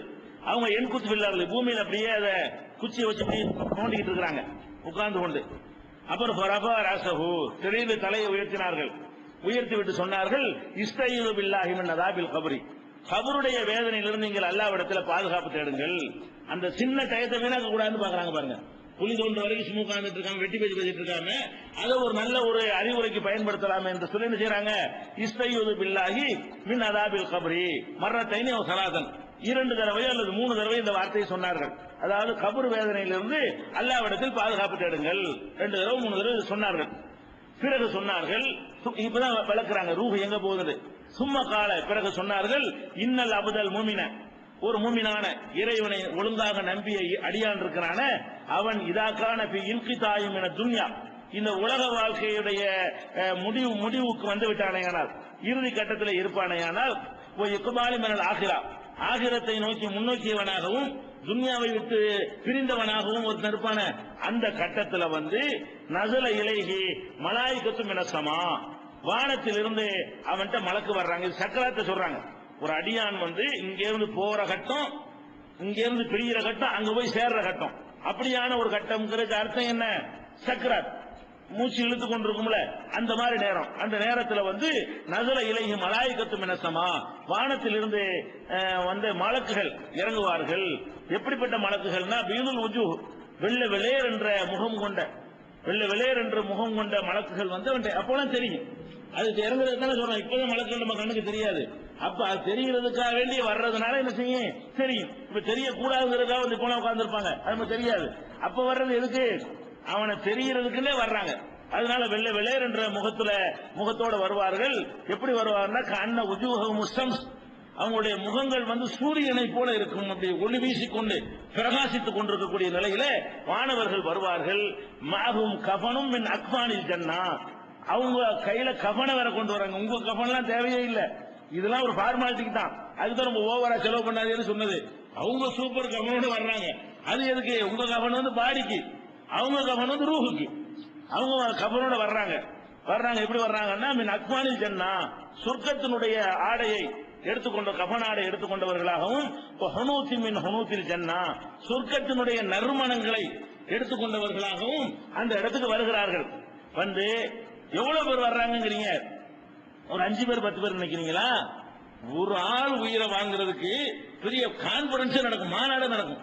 ரசூல் ஸல்லல்லாஹு அலைஹி வஸல்லம் சொல்றாங்க, எப்படி சொல்றாங்கன்னு கேட்டா, ஹத்தா யஜ்லிசு மின்ஹு மத்தல் பஸர், பார்வை எவ்வளவுக்கு எட்டுமோ அவ்வளவு தூரத்துக்கு உட்கார்ந்துருவாங்க. உங்க கண்ணு எவ்வளவு தூரத்துக்கு போகும் அப்படின்னா மாநாடு தானே, பார்த்தா எவ்வளவு தூரத்துக்கு கண்ணு எட்டு, அவ்வளவு தூரத்துக்கு ஒரு ஆள் உசுர வாங்குறது இங்கிட்டு மலக்குகள் வர்றாங்க. அந்த வரவேற்பா கொண்டு போறதுக்காக வேண்டி. இது மூமினான அடியானு தானே, இது மூமினான ஒரு அடியானாக இருந்தால் இந்த மாதிரி வந்து என்ன செய்வாங்க, ஹத்தா எஜ்லிசு மின்ஹு மத்தல் பஸர், கண் பார்வை எட்டும் தூரத்திற்கு அப்படியே தொடர்ச்சி அப்படி உட்கார்ந்து விடுவார்கள். உட்கார்ந்த உடனே சும்மா எஜியு மலக்குல் மௌத், மௌத்துக்குன்னு ஒரு ஆளால நியமிச்சு வச்சுக்கிறாங்கல்ல, அவர் வருவார். இவங்களுக்கு சும்மா பார்வையாளர்கள் தான். இவங்க வந்து அந்த கவனை கொண்டு வர்றதும் அத்தரை கொண்டு வர்றதும், அதை எடுக்கும் போது ஒரு மரியாதையை எடுத்துட்டு போறதுக்காக வேண்டிய ஒரு முக்கியமான வரவேற்பு கொடுப்போம்ல, வரவேற்பு கொடுக்கறதுக்காக எல்லாரும் வாங்கன்னு சொல்லுவோம்ல, அந்த வேலைக்கு வந்திருக்கிறாங்க. உயிரை எடுக்கிறது இவங்க கிடையாது. அப்ப சும்மா எஜீவு மலக்குல் மௌத், மௌத்துக்கு என்று ஒரு மலக்கு அல்லாஹ் குர்ஆன்ல சொல்றான்ல, குல் யதவஃபாக்கும் மலக்குல் மௌத் அல்லதி உக்கிலபிக்கும், உங்களுக்கு என்று நியமிக்கப்பட்ட மௌத்துடைய மலக்கு உங்கள் உயிரை கைப்பற்றுவார்னு சொல்றாங்க இல்லையா? ஒவ்வொருத்தருக்கும் ஒரு மலக்குல் மௌத், எனக்கு ஒரு மலக்குல் மௌத், உங்களுக்கு ஒரு மலக்குல் மௌத் இருப்பாரு. அதை வந்து என்ன செய்வார்னு கேட்டா, அவர் வருவார் கடைசியா, இவங்களெல்லாம் முதல் அனுப்பி வச்சுட்டு அவர் வர்றாரு. ஹத்தா எலிசு இந்த ராசிக்கு தலைமாட்டில் வந்து உட்காருவார். யாரு? மலக்குல் மௌத் வந்து தலைமாட்டில் உட்காருவார். யகூலு ஐயத்துஹன் நஃப்சு தய்யிபா, தூய்மையான ஆன்மாவே அவர் சொல்லுவார். ஏன்னா மூமினான இறை நம்பிக்கை உள்ள உயிரா இருக்குதா இல்லையா? தூய்மையான ஆன்மா சலான் சொல்லுவாருங்கிறது நீங்க விளங்கிக்கிறேன். அது வந்து இப்ப இதுல சொல்லப்படாட்டாலும் குர்ஆன்ல சொல்லப்பட்டுருச்சு, சலான் சொல்லிட்டு வருவாங்க, சலாம்லாம் சொல்லிடுவாங்கிறத சேர்த்துக்க வேண்டியது. அப்ப என்ன செய்வாங்கன்னா, ஐயுஹன் நஃப்சு தய்யிபா, தூய்மையான ஆன்மாவே, உஹ்ருஜி இலா மக்ஃபிரத்தி மினல்லாஹி வ ரிதுவான், அல்லாஹ்வுடைய மன்னிப்பை நோக்கி, அல்லாஹ்வுடைய திருப்தியை நோக்கி நீ வெளியேறு. உடல்ல இருந்துகிட்டு இருக்கிற, உடல்ல உட்கார்ந்துட்டு இருக்கிற, மன்னிப்பு கிடைக்கும் போது வெளியேறு, உடம்பை விட்டு என்ன செய்ய வெளியேறு என்று அவர்கள் சொல்வார்கள். உடனே தகுருஜு அந்த உயிர் வெளியேறும். எப்படி வெளியேறும் என்றால் கமா தசீலுல் கித்ரத்து மின் ஃபிஸ்ஸிகா. ஒரு அந்த காலத்துல வந்து தோல் பாத்திரத்தில் தண்ணி வச்சிருப்பாங்க. தோல்னாலதான் பாத்திரங்கள் குடம் வச்சுக்கிறோம்ல, அதுக்கு பதிலா அரபு நாட்டில் என்ன செய்வாங்கன்னு கேட்டா தோல்லையே தண்ணி வைக்கிறதுக்கு பாத்திரம் வச்சிருப்பாங்க. அதை கட்டி தொங்க விட்டுருவாங்க. அதுல இருந்து இறக்கி என்ன செய்வாங்க, தண்ணியை குடிச்சு அதை தொங்க விட்டுருவாங்க. அந்த தோல் பாத்திரத்துல உள்ள வாயில இருந்து அப்படி சாச்சா தண்ணி எப்படி கொட்டுமோ, ரொம்ப கஷ்ட பிரிக்கியா கொட்டணும், சாச்சா தன்னால கொட்டி போயிடும். அப்படி வெளியேறுமா உயிர். இந்த உயிர் போறது எப்படி வெளியேறும்? உயிர் போறதுக்கு வந்து அதுக்குள்ள மண்ணை போட்டுருந்தீங்கன்னு வைங்க, தோல் பைக்குள்ள மண்ணு சாச்சோன்னு கொட்டுமா, அது அமுக்கணும், இப்படி குளுக்கணும், அப்பதான் மண்ணு முழுசா வெளியேறும். தண்ணியா இருந்தா பாத்திரம், தோல் பாத்திரம் வேணா, நம்ம செம்புன்னு வச்சுக்கிறோமா, நம்ம புரிஞ்சுக்கிறதுக்காக வேண்டி செம்புல இருக்கிற தண்ணி இருக்கு, அப்படி கவுத்துறீங்க, ரொம்ப கஷ்டப்பட்டு வெளியேறும். அது அவசரம் போட்டு போயிடும், அது மாதிரி வெளியேறிடும். அதே நேரத்தில் வந்து ஐஸ்ல ஃப்ரீசர்ல வச்சு கட்டியா போச்சு, தாஜா வருமா? வராது. அப்ப இது எப்படி வருமா? தோல் பாயில் இருக்கிற தண்ணீர் அதனுடைய வாய் வழியாக எப்படி கஷ்டமில்லாமல் வெளியேறிடுமோ, சின்ன ஓட்டை இருந்தா கூட தண்ணி முடமுடன்னு வெளியேறி விடுமோ, அந்த மாதிரி அவருடைய உடலை விட்டு உயிர் என்ன செய்யும்? நல்ல மனிதருடைய உயிர் வந்து அப்படி மெதுவா அது வந்து போயிடும். அது மாதிரி வெண்ணெயில கிடக்கிற மயிரும்பாங்க. நம்ம நாட்டில் என்ன செய்வாங்க, மெதுவா ஒரு பொருள் போறதா இருந்தா வெண்ணெயில கிடக்கிற ஒரு முடிவு எடுக்கும் கஷ்டப்பட்டு எடுக்கணுமா, கிடக்கிறது வெண்ணெயில அப்படி எடுத்து மெதுவா வரும். ஒரு பழுக்காது, ஒரு பிடிக்காது, பிடிச்சி இழுக்காது, ஒண்ணுமே செய்யாது. அந்த மாதிரி ஒரு சுமூத்தான்னு சொல்லுங்களேன், அதுக்கு சொல்ல உதாரணம் காட்டுறாங்க. ரொம்ப சுமூத்தா வெளியே வந்துடும். அவர் கையில் எடுப்பார். உயிர் வந்து எடுக்கிற பொருள் நமக்கு விளங்காது. அந்த மலக்குகள் வந்து என்ன செய்யறாங்க, நம்ம உயிரை எடுக்கிறாங்க. எடுத்துக்கொண்டு எடுக்கிறது மட்டும்தான் அவர் வேலையாம். எடுத்த உடனே கூடி இருக்கிற மாணவர்கள் இருக்காங்கல்ல, ஒண்டாப்பான்னு சொல்லி அந்த உயிரை வாங்கி அவங்க கொண்டு வந்திருக்கிற அந்த டிரெஸ் இருக்குல்ல, அதை போத்தி கொண்டு வந்து அத்தரையெல்லாம் தொளிச்சு நறுமணத்தை எல்லாம் தெளிச்சு அந்த எடுத்து கையில கொடுக்கறதா வேலை. இவர் கொண்டு போக மாட்டார் போல இருக்கு. இவர் எடுத்த உடனே என்ன செய்வாங்களாம், பொய்தா அகதஹா, இந்த மலக்குல் மௌத் என்பவர் உயிரை எடுத்த உடனே லம் எதவுகா பி எதிகி தர்வதைனி, ஒரு கண்மூடி திறக்கிற நேரம், ஒரு செகண்ட் இப்படி சொல்லுவாங்க, ஒரு கண்மூடி திறக்கிற நேரம் கூட அவர் கையில் அந்த உயிர் இருக்காது. எடுக்கிறதா தெரியும், அவங்க பிடிக்கிறாங்க. எடுப்பார்ல, உடனே அடுத்த செகண்ட் என்ன செய்யும், கை மாறிடும். உடனே அவங்க கைக்கு, மாணவர்களுடைய கைக்கு போய்விடும். இப்ப எஜாலுஹா பி ராலிக்கல் கஃபன், அந்த கஃபனுக்குள்ள அந்த உயிரை வச்சு போர்த்தி, பி ராலிக்கல் ஹனூத், அந்த நறுமணத்துக்குள்ள தடவி என்ன செய்வாங்களா, உடனே வந்து கஸ்தூரி வாசம் மாதிரி அடிக்குமா, அதுல இருந்து வாசம். அதை எடுத்துக்கொண்டு என்ன செய்வாங்கன்னு கேட்டா நேர பிஹா, விண்ணுலகத்தை நோக்கி போய்விடுவார். அவ்வளவு பெரிய கூட்டமா விண்ணுலகத்தை நோக்கி எல்லாரும் மேல கொண்டு போய் விடுவார்கள். போகும்போது ஒவ்வொரு வானுலகத்திலும் ஒவ்வொரு வானத்திலும் மலக்குகள் இருக்கிறாங்க. ஒவ்வொரு வானம் 7 வானம் இருக்குது இல்லையா, ஒவ்வொரு வானத்திலையும் மலக்குகள் இருக்கிறாங்க. இது எங்க போகுது, அல்லாஹ்வுக்கு எடுத்துட்டு போக தேவையே இல்ல, திருப்பி இங்கதான் அனுப்பி கப்பல் கொண்டு வைக்க போறான். இருந்தாலும் என்ன செய்யறான், நான் தான் ராஜான்னு காட்டுறதுக்காக வேண்டி எடுத்த உயிர் அங்க போகணும், அட்டென்ஷன் கொடுக்கணும். அவன்கிட்ட போய் எடுத்தா என்ன செய்யணும், திரும்பி வரணுமா. அதுக்காக அல்லாஹ் என்ன பண்றான்னு கேட்டா, முதல்ல எடுத்து இங்க வா, அடுத்த நான் தான் சொல்லுவேன் அப்படிங்கிறதுக்காக வேற ஒண்ணும் செய்யல. போயிட்டு வரப்போது அவ்வளவுதான். எடுத்துக்கொண்டு முதல் வானத்துக்கு போவார்கள். முதல் வானத்துக்கு போன உடனே கொலா யமுர்ரூன பிஹா அலா மலையும் மினல் மலாயிகத்தி இல்லா காலோ மாஹாதர் ருஹு தய்யிப், வானவர்கள் முதல் வானத்தை அடைஞ்சவுடனே அங்க உள்ள வானவர்கள் சொல்லுவாங்களா, என்ன நறுமணமான உயிரா இருக்கியா, என்ன வாசம், என்ன மனம்னு சொல்லுவாங்களாம். அந்த உயிருக்கு ஒரு மனம், அந்த உயிரை கொண்டு போகும் பொழுது ஒரு வாசமும் மனமுமாக இருக்காது. அல்லாஹ்வுடைய உலகத்துல ஒரு மெட்டீரியல் மாதிரி. இப்ப மலக்கு இருக்காங்கிறோம், நம்ம கண்ணாலே பாக்குறோம், இருக்கத்தானே செய்யறாங்க. கண்ணால பார்க்கல இல்ல, ஜின்னு இருக்கு நம்ம நம்புறோம், கண்ணாலே நம்ம பார்க்கிறோம். அதே மாதிரி அல்லாஹ்வுடைய ராஜ்யத்துல வந்து தனி அது பொருளாகிக்கிறோம். அது நம்ம அந்த மறு உலகத்துக்கு போனா தான் அதெல்லாம் நமக்கு புரியும், இங்க இருந்து புரியாது. அப்ப வந்து நம்மளை அனுபவப்படும் போது புரியும். நம்மள்ட்ட இருந்து உயிர் போறது வர்றது, உயிருக்கே விளங்கத்தானே செய்யும், எல்லாமே அது விளங்கத்தான் செய்யும். அப்ப வந்து எடுத்துட்டு போன உடனே இவரு என்னப்பா இவ்வளவு அருமையான வாசமா இருக்க, யார் இருந்தாலு அப்படின்ற உடனே இந்த எடுத்துட்டு போன ஆளுக்கு விளக்கம் வாங்கலாம்.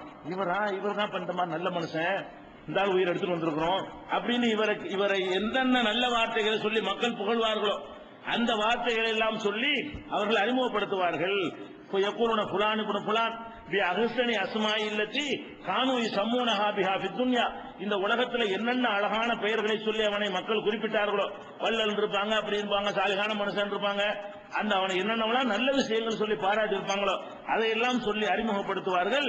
இப்படியே போகும் எங்க அந்த வானம் வரைக்கும் மேல 7வது வானம் இருக்கு பாருங்களேன், அது வரைக்கும் போகும். ஒவ்வொரு வானத்தில் உள்ளவர்கள் என்ன செய்வாங்க, இது என்ன உயிர், இவ்வளவு அழகான உயிரா இருக்குது என்றெல்லாம் கேட்பார்கள். அதுக்கப்புறம் என்ன ஒன்று கேட்டா, அங்க கடைசி வானத்தை 7வது வானத்துக்கு போன உடனே அல்லாஹ் என்ன செய்வான்னா, ஹத்தா என்தஹி பிஹில சமாஇ சாபியா, 7வது வானத்து வரைக்கும் அது போய் சேர்ந்து விடும். சேர்ந்த உடனே 7வது வானத்துக்கு மேல் தான் அல்லாஹ்வுடைய அரசு இருக்கிறது. அந்த அரசின் மீது தான் அல்லாஹ்வுடைய ஆளுகை ராஜ்யம் இருந்து கொண்டிருக்கிறது.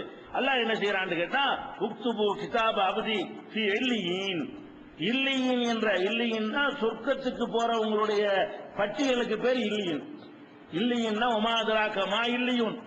இல்லியூன் என்றால் என்ன தெரியுமா, கிதாபுன் மர்கூமுன், அது பதிவு செய்யப்பட்ட ஒரு புத்தகம் என்று குர்ஆன்ல அல்லாஹ் சொல்லி காட்டுறான். அப்ப இல்லியீன் ஒரு லிஸ்ட் ஒன்னு வச்சிருக்கான் அல்லாஹ். அந்த லிஸ்ட்ல என்ன செய்வான், முதல்ல பேரை பதிவு பண்ணு, எடுத்தாச்சுல இவர் இந்த லிஸ்ட்ல பதிவு பண்ணு, சொர்க்கவாசின்னு பதிவு பண்ணியாச்சு. விசாரணை பார்மாலிட்டி வழங்குது, மறுமையில் நடக்கிற விசாரணை எல்லாம் அவனுக்கு தெரியுமே யார் யார் எங்க வைக்கிறதுன்னு சொல்லி. அப்ப இல்லையில்லை இவருடைய எதை பதிவு செய்து விட்டு திரும்ப பூமிக்கு அவனை கொண்டு போங்க, கொண்டு வந்துட்டீங்கல்ல, எங்க கொண்டாந்து பதிவு பண்ணியாச்சுல, முடிஞ்சு வச்சுக்காத. இப்ப என்ன செய்யுங்க, அந்த உயிரை திருப்பி பூமிக்கு கொண்டு போய் விடுங்கள். ஏன் என்று கேட்டால், இப்ப இன்னி மின்ஹா கலத்துகும், பூமியிலிருந்து தான் நான் இவர்களை படைத்திருக்கிறேன். ஒஃபீஹா உழைதுகும், அதுலதான் உன்னை திரும்பவும் செலுத்துவேன். ஓ மின்ஹா உகுருஜுகும் தாரத்தன் உகுரா, திரும்ப ஒரு தடவை அங்கே இருந்தா இவர் எழுப்ப வேண்டி இருக்கிறது. அதனால இப்ப இங்க வச்சுக்கிற முடியாது, இப்ப ரெக்கார்டு பண்றதுக்கு தான் வந்திருக்கு. இது என்ன என்ன உயிர் எங்க ஆக்கலாம்னு சொல்லி பதிவு செய்யறதுக்கு தான் இந்த வானவர்கள் வந்தார்களே தவிர அங்கே கொண்டே வச்சுக்கிறதுக்காக வரவே இல்லை. எடுத்துட்டு போவாங்க, அல்லாட்ட கொண்டு போவாங்க, அல்லாஹ் பார்த்து செய்வான், இதை கொண்டு சொர்க்கத்து லிஸ்ட்ல பதிவு பண்ணு, எடுத்துட்டு போ அப்படின்னு சொல்லி அல்லாஹ் சொல்லி விடுவான். அதுக்கப்புறம் அவனுடைய உடலுக்குள்ளே அந்த ரூஹு திருப்பி தரப்படும். திருப்பி தரப்பட்ட உடனே மலக்கானி, அதாவது இவ்வளவு எங்க நடக்குது, ஒரு செகண்ட்ல நடந்து முடிஞ்சிருது. ஏன் ரசூல் ஸல்லல்லாஹு அலைஹி வஸல்லம் சொல்றாங்க, கபர்ல கொண்டு வச்ச உடனே அங்க இருக்கக்கூடியவர்கள் அப்படி திரும்ப ஆரம்பித்த உடனே மலக்குகள் 2 பேர் வந்துடுறாங்க. அப்ப இது எவ்வளவு பாஷா நடக்குது, உயிரை எடுக்கிறாங்க, ஒளி வேகம், மலக்குகள்லாம் என்னது ஒளியால் படைக்கப்பட்டவங்க, ஒளி வந்து வினாடிக்கு 3 லட்சம் கிலோமீட்டர் வேகத்துல போகும். அந்த ஒளி வேகத்துல போறதுனால இப்படிங்கிறதுக்குள்ள அங்க போயிருவாங்க, இப்படிங்கிறவங்க வந்துருவாங்க. அதுக்கெல்லாம் இங்கேயும் நடந்திருக்கு, இவ்வளவு பெரிய தூரத்தை பிரயாணம் பண்ணி இவ்வளவு வேலை அங்க நடந்திருக்கு, இங்கேயும் நடந்திருக்கு. கொண்டே வச்சுட்டு இப்ப திரும்புவாங்க ஆளுக்கு, இங்க திரும்ப அங்க வந்துருவாங்க, உள்ள மலக்கள் வந்துருவாங்க. உயிரங்க அந்த உடலுக்குள்ள திருப்பி கொடுக்கப்பட்டு விடும். கொடுக்கப்பட்ட உடனே வந்து என்ன செய்யறாங்கன்னா,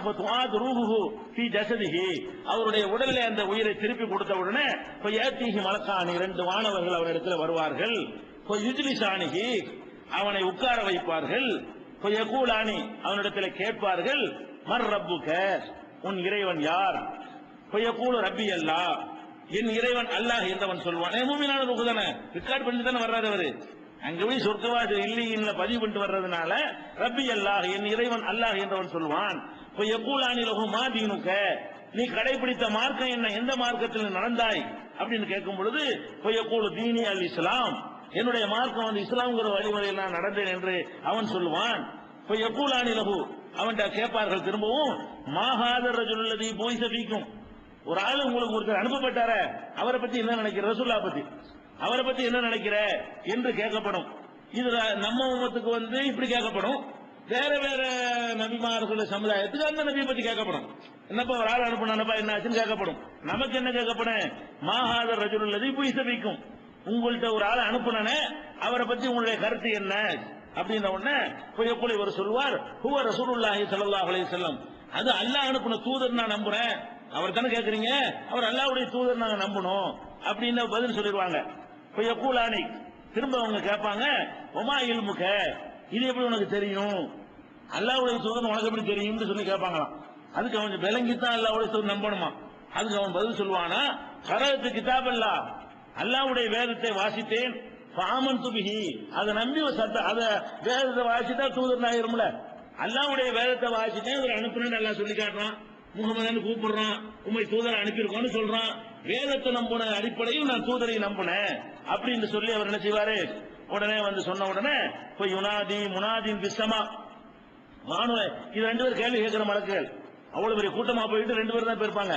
கேள்வி கேட்டு முடிச்ச உடனே போய் யுனாதி முனாதி பிஸ்தமா வான்வகத்திலிருந்து ஒரு அழைக்கக்கூடிய ஒரு அழைத்து சொல்வார், அன் சதகாபதி, என் அடியான் உண்மைதான் சொன்னான். அப்ப அல்லாஹ் தான் சொல்றான்னு அர்த்தம். என் அடியான் வருதுல, இந்த வார்த்தையை வான்வகத்திலிருந்து அழைத்து சொல்றவன் யாரு? அல்லாஹ் தான் என் அடியான்ற வார்த்தையை யூஸ் பண்ணுவான். மலக்குகளா சொல்ல முடியும்? என்ன சொல்லுவான்? அன் சதகாபதி. அப்ப அல்லாஹ் அங்க இருந்து ஒரு சவுண்ட கொடுப்பான், என் அடியான் சொல்வது உண்மைதான். என்ன உண்மை? என் இறைவன் அல்லாஹ்னு சொன்னது உண்மை, என் மார்க்க இஸ்லாம் சொன்னது உண்மை, ரசூலுல்லாஹ்வை தூதர் நம்புனேங்கிற அது உண்மை, குர்ஆனை வச்சுதான் நம்புனேங்கிற அது உண்மைதான், என் அடியான் உண்மைதான் சொன்னான்னு சொல்லிவிட்டு ஃபாஃப்ரிஷூஹு மினல் ஜன்னா, சொர்க்கத்து விரிப்புகளை அவனுக்கு விரித்து வையுங்கள், வல்பிசூஹு மினல் ஜன்னா, சொர்க்கத்து உடைகளை அவனுக்காக அணிவியுங்கள், வஃப்தஹூ லஹு பாபன் இலல் ஜன்னா, சொர்க்கத்தை நோக்கி ஒரு வாசலை அங்கிருந்து திறந்து வையுங்கள். அங்க இருந்து திறப்பாங்க, சொர்க்கம் தெரியும். சொர்க்கத்தினுடைய இதெல்லாம் ஆன்மீக விஷயங்கள். அல்லாஹ் நான் என்ன செய்ய முடியும்? நம்ம உட்கார்ந்து இங்க உட்கார்ந்து டிவியில வந்து அமெரிக்காவுல உள்ளது இந்த உட்கார்ந்து பார்க்கல, நம்ம பார்க்கலையா? பெரிய இதெல்லாம் ஆச்சரியப்படக்கூடாது. எப்படி சொர்க்கத்துக்கு போக சொர்க்கத்தை பாக்குறதா அப்படிலாம் நினைக்க கூடாது. நம்ம பாக்குறோமே, உனக்கு கொடுத்து முடியாது கடற்கரை மூளை வச்சு நீ மட்டும் வேலை பாக்குறீங்க. எங்கேயோ உள்ளதுல செய்யறான். செவ்வாய் கிரகத்துல வந்து எரிமலை கிட்ட படம் எடுத்து பேப்பர்ல போட்டுருக்கான். எரிமலை கிட்ட போய் படத்தை உங்க உட்கார்ந்து நீ பாக்குற. செவ்வாய் கிரகம் எங்க இருக்குது, அதுல உள்ள எரிமலை எங்க இருக்கு, எரிமலைக்கு பக்கத்துல போய் அந்த விண்கலம் இறங்கி படம் எடுத்து அனுப்பியிருக்கு. இன்னைக்கு எல்லா பேப்பர்லயும் முக்கியமான கலர் போட்டோட வந்திருக்குது. எப்படி உனக்கு தெரியும்? அப்ப உனக்கு முடியும்னா செவ்வாய் கிரகத்துல உள்ளது இங்க உட்கார்ந்துட்டு உனக்கு பார்க்க முடியும்னா அங்க உட்கார்ந்துட்டு சொர்க்கத்தை எல்லாம் காட்ட இயலாதா?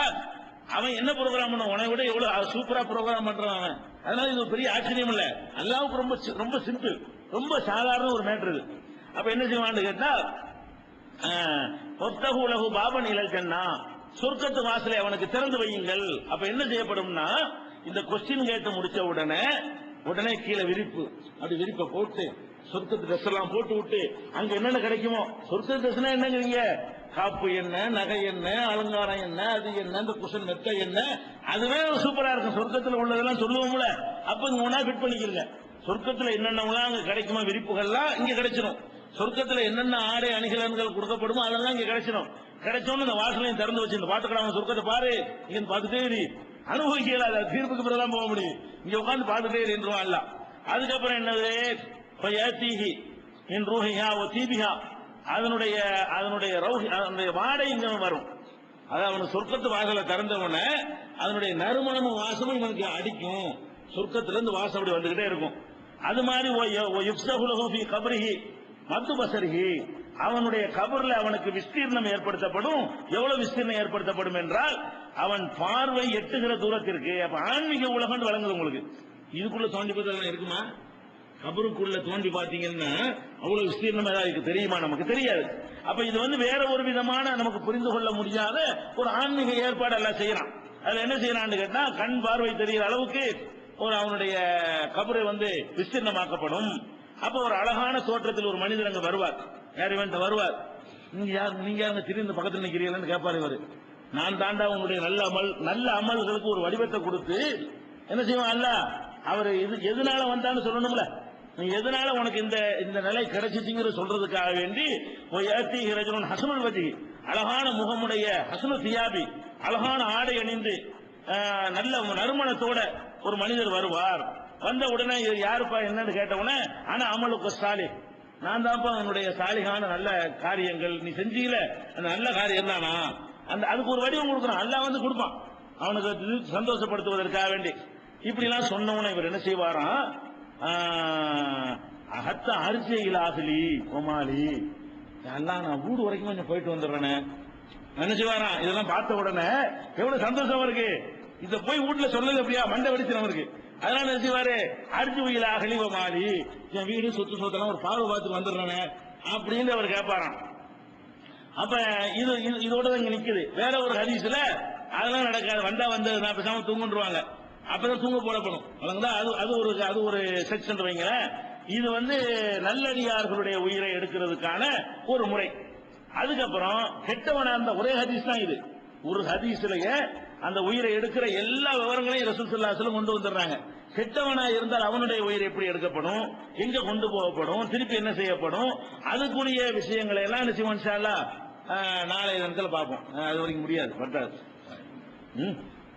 இருக்கா 2 நிமிஷம் போட்டுருமா? சரி, வெட்டி போட்டுக்க. அதுக்கப்புறம் கெட்ட காபிரான இறை நிராகரிப்பான அடியாளம் இருந்தானே, ஆனால் அவன்கிட்ட இந்த மாதிரி வானத்துடைய மலக்குகள்லாம் வருவாங்க. எப்படி வருவாங்களான்னு கேட்டா, கண்ணங்கிரேர் என்ற ஒரு முகத்தோட வருவாங்க. வெள்ளேர்னு வந்தாங்கல்ல, அதை பார்த்தோன்னே விளங்கி போயிடும், ஆகா நம்ம கதை முடிஞ்சு போச்சு. கண்ணங்கிரேர் என்ற முகத்தோட வருவார்கள். அவங்க கையில கம்பளியாலான சாக்குனாலான கவன் கொண்டு வருவாங்க. இவனுக்கு கொண்டு வர்ற கவன் வேற, இவனுக்கு என்ன வரும், சாக்கு பை தான் வரும். புள்ள பிடிக்கிறவங்க கொண்டு வர்ற மாதிரி சாக்கு பைய கொண்டு வருவாங்களாம். அப்படி வருது ஹதீஸ்ல. சாக்கு பையோட கொண்டு வருவார்கள். அப்புறமா மலக்க கண்ணு கேட்டு தூரம் வரைக்கும் கண்ணங்கிரேர்னு சாக்கு பை வச்சு ரெடியா நின்றுட்டு இருப்பாங்க. அப்படி இருக்கும்போது அப்படி வருது ஹதீஸ்ல. அதுக்கப்புறம் என்ன ஒன்று கேட்டா, மலக்குள் மௌத் வருவாரு. அவர் தலைக்கு பக்கத்துல உட்கார்ந்து ஐயத்துவன் நப்சுல் ஹபீசா, அடே கெட்ட ஆத்மாவே, உகுருஜி வெளியேறு, இலா சக்தின் மினல்லாஹி வகலபின், அல்லாஹ்வுடைய கோபம் வெறுப்பை நோக்கி வெளியேறு என்று சொல்லி அவர் சொன்ன உடனே அவனுடைய உடல்ல இருந்து உயிர் வெளியேறுமா. எப்படி வெளியேறும் என்று சொல்றாங்க ரசூல் ஸல்லல்லாஹு அலைஹி வஸல்லம். ஈரமாக்கப்பட்ட கம்பளி துணி இருக்குல்ல, ஈரமாக்கப்பட்ட கம்பளி துணியில கொக்கிகள், கொக்கினா வழங்குமா, கொக்கின்னு சொன்னா அந்த வாளி கிணத்துல விழுந்தா எடுத்துட்டு வச்சிருப்பாங்க தெரியுமா, அது அந்த கொக்கி. அதுதான் பல பல்லுகள் உடையது. வாளி கிணத்துல விழுந்துருச்சுன்னு சொன்னா அந்த காலத்துல கொக்கி ஒண்ணு இருக்கு, அப்படியே போட்டு எடுத்தோம்னா ஏதாவது ஒரு கொக்கில மாட்டிக்கணும். அதுக்காக வேண்டி நிறைய வளைவா இருக்கும், துண்டி துண்டிலாம் இருக்கும்.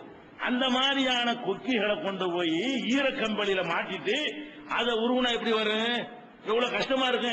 அப்படி வெளியேற அந்த உயிர் தண்ணி ஊத்துற மாதிரி வெளியேறாரு. தண்ணி பாத்திரத்துக்குள்ள தண்ணி ஊற்றுற மாதிரி வெளியேறு நல்லவருடைய உயிர். ரசூல் ஸல்லல்லாஹு அலைஹி வஸல்லம் உதாரணம் காட்டுறாங்க. ஈர கம்பளியில கொக்கிகள் மாட்டிக்கொண்டால் அது வெளியேறுவதற்கு எவ்வளவு பிடிச்சி கஷ்டப்பட்டு பிச்சு எடுப்போம்ல, வரவே வராது. ஒவ்வொரு கொக்கியும் ஒரு இடத்துல மாட்டிக்கிட்டு இருக்கேன், பிடிச்சி இழுக்கும் போது அறுத்து பிச்சுக்கிட்டு கதறிக்கிட்டு அந்த மாதிரியான ஒரு நிலையில் என்ன செய்யும், அந்த உயிர் வெளியேறும். வெளியேறின உடனே என்ன செய்வாங்க, காத்துட்டு இருப்பாங்கல்ல, ஒரு செகண்ட் தான் புடிச்சு சாப்பிட போட்டுருவாங்க, போட்டு கொண்டு வருவாங்க. நாத்தத்தை தடவை என்ன செய்வாங்க, மேல எடுத்துட்டு போவாங்க. எடுத்துட்டு போனா இதே மாதிரி தட்டுவாங்க. என்னப்பா இவ்வளவு பெரிய நாத்தத்தை கொண்டு வந்திருக்கீங்க, என்ன இது அப்படின்னு சொன்ன உடனே இப்படி 7 வானத்தையும் கடந்து போவாங்க. போனவன அல்லாவோட 7வது வானத்துக்கு போனவொடனே இது என்னப்பா நாத்தமானதை கொண்டு வந்திருக்கீங்கன்னு சொல்லி இது சிஜ்ஜீன்ல எழுதுங்க. இல்லைன்னு தான் சொர்க்கவாசிகள் பட்டியல். சிஜ்ஜின்னு சொன்னா ஒமா அதுராக்கமா சிஜ்ஜின்னு கேட்கிறான்ல, சிஜ்ஜின்கிற கல்லா இன்ன கிதாபல் அபுராரில இல்லியின், நல்லவர்களுடைய பதிவேடெல்லாம் இல்லியின்ல இருக்கும். கல்லா இன்ன கிதாபல் ஃபுஜ்ஜாரில சிஜ்ஜின், குற்றவாளிகளுடைய பதிப்பெயர்கள் எல்லாம் சிஜ்ஜின்னு ஒரு பதிவு ஏடு. இந்த திருமணத்துக்கு பதிவேடு வச்சிருக்கிறோம்ல, அது மாதிரி எல்லாம் என்ன பண்ணிருக்கிறான், நல்லவங்களுக்கு ஒரு புஸ்தகம், கெட்டவங்களுக்கு ஒரு புஸ்தகம், இதுல சிஜ்ஜின்ல ஒன்று ரெக்கார்ட் பண்ணு, தூக்கி இந்த நாட்டத்தை வெளியேற்றுன்னு சொல்லி எல்லாம் என்ன செய்யறான், வெளியே தள்ளிடுறான். மறுபடியும் கொண்டு வச்சவொன்னு மலக்கு கேள்வி கேட்கிறார். அப்ப கேள்வி கேட்கும் போது அவன் என்ன செய்வாங்க, இதே மாதிரியான கேள்வி கேட்கப்படும். மர்ரப்பு கேட்டவன ஹாஹாலா தெரியுமா, யாரா ரப்பு, ஐயோ தெரியலையம்மா, யாரா உன்னுடைய தூதர், யாரா மார்க் என்னடா, ஐயோ தெரியலையன்றுவான். யாரா இந்த ஆளு, யாரா ஒரு ஆள் அனுப்புன அவர் யாரு, அதெல்லாம் ஒண்ணு எனக்கு தெரியாது. இப்படி கேட்டதுக்கெல்லாம் என்ன செய்வான், ஹாஹாலா அப்படின்னு சொல்லிடுவான். சொன்ன உடனே என்ன செஞ்சவன உடனே அவனுக்கு நரகத்துடைய விரிப்புகள் இருக்குல்ல, நரகத்துல என்ன விரிப்பு கொடுப்பான், நெருப்பு தான் விரிப்பு. நெருப்பு விரிப்புகளை போட்டு நரகத்தின் வாசலை திறந்து விடப்படும். அந்த நரகத்தினுடைய வெப்பமும் அதனுடைய துர்வாடையும் மூக்கு கேட்டும். அப்படி கண்ணுக்கு காட்டுவான் நரகத்தை, பாடுற நரகத்தை இதை பார்த்துக்கிட்டே கடை அப்படின்னு சொல்லி நரகத்தை எல்லாம் திறந்து விட்டுருவான். அதனுடைய துர்வாடை வேற வரும். அது மாத்திரம் இல்லாம கபர் அவனை நெருக்கும். எப்படி நெருக்கும் என்றால் அவனுடைய விழா எலும்புகள் ஒன்றோடு ஒன்று இறுகி சொருகிக் கொள்ற அளவுக்கு அவனுடைய விழாவை என்ன செய்யும், நெருக்கும். கெட்ட வடிவத்தில் ஒரு மனுஷன் வருவான். நீ யாரான்னு கேட்டா, நான் தான் உன்னுடைய கெட்ட செயல் நீ செஞ்சு விட்டுட்டு வந்தீங்கள, அதான்ப்பா நான் சொல்லி அவன் சொல்லுவான். ஆனா அமலுக்குள் ஹபீஸ் அப்படின்லாம் சொல்லுவான் என்று இவ்வளவு செய்திகளும். ஒரு உயிரை எடுக்கும் பொழுது நல்ல உயிரை எப்படி, கெட்ட இதெல்லாம் மறைவான விஷயங்கள். ஒரு இறை தூதர் வழியாகத்தான் இதெல்லாம் அறிந்து கொள்ள முடியும். நம்மள பார்த்தோம், அல்லாஹ்வுடைய ரசூல் இதை சொல்றாங்க, ஆதாரப்பூர்வமாக இருக்கிறது. இதை நம்ம என்ன செய்யணும், அப்படியே இறை தூதர் சொன்னது அப்படியே எந்த ஒரு கேள்வி கணக்கு இல்லாமல் நம்ப வேண்டும். இது முஸ்னத் அஹ்மதுல 17803வது ஹதீஸில் இருக்கிறது. இது உயிர் ஆன்மாக்கள் எடுக்கப்பட்ட ஒரு செய்தியினுடைய ஒரு பகுதி. இந்த ஆன்மாக்கள் தொடர்பாக இன்னும் நிறைய விஷயங்கள் இருக்கிறது. இன்ஷா அல்லாஹ் அதை அடுத்தடுத்த நாட்களில் பார்க்கலாம்.